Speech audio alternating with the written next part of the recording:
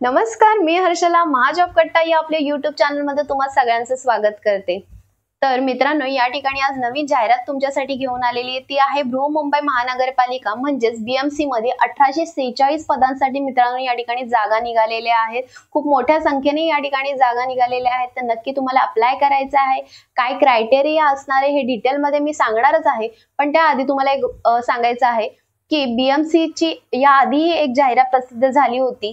त्यामध्ये BMC ने एक अट घातली होती त्यामध्ये की शालांत परीक्षा त्याचबरोबर जी पदवी परीक्षा आहे ती पहिल्या प्रयत्नामध्ये पास असणं गरजेचं असणार आहे, अशी त्यांची अट होती BMC ची। त्याला बऱ्याच लोकांचा विरोध होता। विरोध हा असणारच, कारण की MPSC आणि UPSC एक्झामसाठी सुद्धा अशा प्रकारची अट आतापर्यंत लागू करण्यात आलेली नव्हती आणि BMC ने ही अट लागू केलेली, त्यामुळे बऱ्याच जणांचा यासाठी विरोध होता।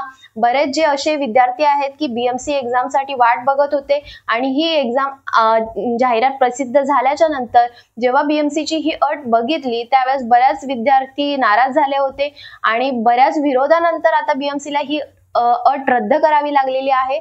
तरी त्यांच्यासाठी ही सुवर्ण संधीच आहे। ते या ठिकाणी त्यांना अप्लाय करायचं आहे मुलांना। तर कशा पद्धतीने अप्लाय करायचं आहे, काय स्वरूप असणार आहे, शैक्षणिक पात्रता काय असणार आहे, वयोमर्यादा किती असणार आहे, परीक्षेचं स्वरूप काय असणार आहे, कोणत्या साइट वरून अप्लाय करायचं आहे, याची डिटेल माहिती मी तुम्हाला सांगणार आहे। व्हिडिओ शेवटपर्यंत नक्की बघा। तर चला मग बघूया डिटेल मध्ये। तर या ठिकाणी तुम्ही बघू शकता बृहन्मुंबई महानगरपालिकेच्या या ठिकाणी जागा निघालेल्या आहेत आणि मुख्यतः सुधारित जाहिरात मी या ठिकाणी तुम्हाला सांगणार आहे, जी की 20/9/2024 ला या ठिकाणी प्रसिद्ध झालेली आहे। तर या ठिकाणी पद कोणतं आहे तर कार्यकारी सहाय्यक, पूर्वीचं नाव त्याचं होतं लिपिक पदासाठी या ठिकाणी 1846 रिक्त पद निघालेली आहेत।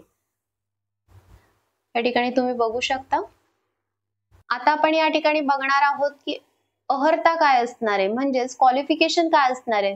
तर उमेदवार मान्यता प्राप्त मंडळाची माध्यमिक शालांत प्रमाणपत्र परीक्षा किंवा तत्सम परीक्षा उत्तीर्ण असावा आणि उमेदवार मान्यता प्राप्त विद्यापीठाचा वाणिज्य, विज्ञान, कला, विधी किंवा तत्सम शाखांचा पदवीधर असावा। उमेदवार माध्यमिक शालांत प्रमाणपत्र व तत्सम किंवा उच्च परीक्षा 100 गुणांचे मराठी व 100 गुणांचे इंग्रजी विषय घेऊन उत्तीर्ण झालेला असावा। उमेदवाराकडे शासनाचे इंग्रजी व मराठी टंकलेखनाचे प्रत्येकी किमान 30 शब्द प्रति मिनिट वेगाची परीक्षा उत्तीर्ण केल्याचे प्रमाणपत्र असावे।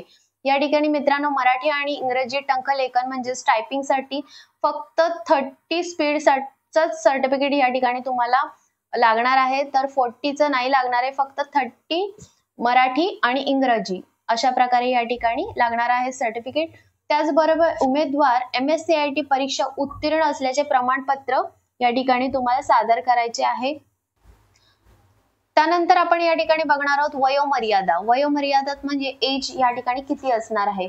20/8/2024 रोजी उमेदवार खालील नमूद केलेल्या विहित वयोमर्यादेतील असावा, जसे की अराखीव खुला प्रवर्गातील उमेदवारासाठी किमान 18 वर्ष व कमाल 38 वर्ष या ठिकाणी वयाची अट दिलेली आहे। त्याचबरोबर मागास प्रवर्गातील उमेदवारांसाठी किमान 18 वर्ष व कमाल 43 वर्ष अशा प्रकारे या ठिकाणी अट दिलेली आहे।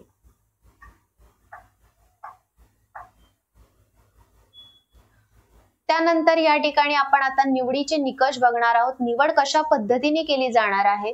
कार्यकारी सहाय्यक, पूर्वीचे नाव याचे लिपिक होतं। पदाच्या सेवा प्रवेश नियमानुसार विहित केलेल्या अर्हता व अटी शर्ती धारण करीत असलेल्या पात्र उमेदवारांची बहुपर्यायी वस्तुनिष्ठ ऑनलाईन परीक्षा संगणकावर घेण्यात येणार आहे। मित्रांनो, या ठिकाणी तुमची संगणकावरती, कम्प्युटरवरती या ठिकाणी बहुपर्यायी अशी एक्झाम घेण्यात येणार आहे। सदर परीक्षेत प्राप्त केलेल्या गुणांच्या आधारे तयार करण्यात आलेल्या गुणवत्ता यादीतील उमेदवारांमधून विहित सामाजिक समांतर आरक्षणानुसार तात्पुरती अंतिम निवड यादी तयार करण्यात येईल। अशा प्रकारे या ठिकाणी त्यांनी निवडीचे निकष दिलेले आहेत।